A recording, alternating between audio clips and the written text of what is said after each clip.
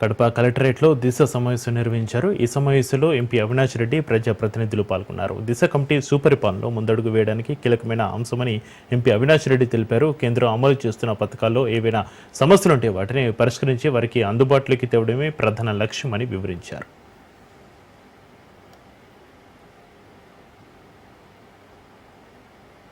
District Development Coordination and Monitoring Committee (DDCOC).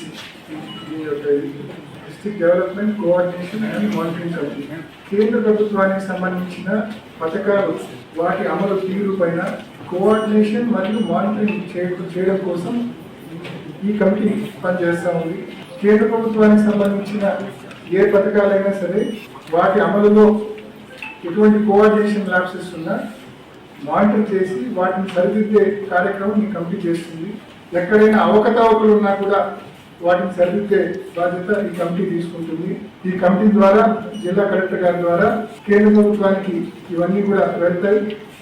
కాబట్టి periodical గా ప్రతి 3 మాసాలు